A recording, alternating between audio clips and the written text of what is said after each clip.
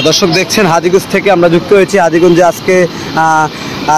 গাড়ি চলাচল কিন্তু আমরা দেখতে পাচ্ছি এবং হাজীগঞ্জে ট্রাফিক না থাকায় আমরা দেখছি যে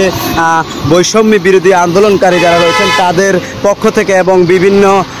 প্রতিষ্ঠানের পক্ষ থেকে কিন্তু তারা কিন্তু ট্রাফিকের ভূমিকা পালন করছেন এবং দেখছেন যে তারা এই মুহূর্তে দুপুরবেলা কিন্তু এই মুহূর্তে আমরা দেখতে পাচ্ছি যে তারা ট্রাফিকের ভূমিকা পালন করছে এবং বৈষম্য বিরোধী আন্দোলন ছাত্র আন্দোলন তাদের পক্ষ থেকে কিন্তু টিম তৈরি হয়েছে। আর সেই টিম থেকে কিন্তু তারা আজকে সুইপারের কাজ তারা করছেন এবং ট্রাফিকের কাজ তারা করছেন এবং আপনারা দেখতে পাচ্ছেন হাজীগঞ্জে যে কোনো জাম না লাগে আর সেই অনুযায়ী কিন্তু বিভিন্ন অঞ্চল থেকে কিন্তু বিভিন্ন প্রতিষ্ঠান থেকে বিভিন্ন দল থেকে কিন্তু তারা কিন্তু যুক্ত হয়ে কিন্তু এই মুহূর্তে ট্রাফিকের কাজ করছেন এবং আপনারা জানেন সরকার পতনের পর কিন্তু একটি উৎসব কিন্তু তারা পালন করেছেন এবং তাদের যে বক্তব্য সেই বক্তব্য হলো দেশ আবারও নাকি নতুন করে স্বাধীন হয়েছে। সেই অনুযায়ী কিন্তু আমরা দেখছি যে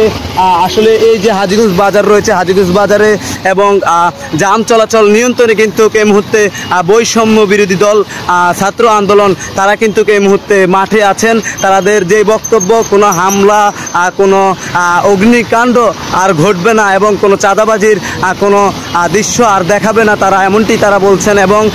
আপনারা দেখছেন যে বাজারে কোনো জাম চলাচল কিন্তু এই মুহূর্তে আমরা দেখি অনেকটা স্বাভাবিক রয়েছে এবং জাম চলাচল কিন্তু আপনারা দেখতে পাচ্ছেন তারা কিন্তু অনেকটা কিন্তু আগ্রহী কিন্তু দেখাচ্ছেন এবং তারা একটি টিম কিন্তু তারা ভাগ করেছেন এবং সেই টিম কিন্তু তারা রয়েছেন। আমরা দেখানোর চেষ্টা করছি হাজীগঞ্জে এই মুহূর্তে ছাত্র আন্দোলনকারী যারা রয়েছেন তাদের ভিতর থেকে কিন্তু এই মুহূর্তে ট্রাফিকের ভূমিকা তারা পালন করছেন এবং আপনারা দেখছেন যে যান চলাচল হাজীগঞ্জে যেই অবস্থায় রয়েছে স্বাভাবিক অবস্থায় রয়েছে এই মুহূর্তে।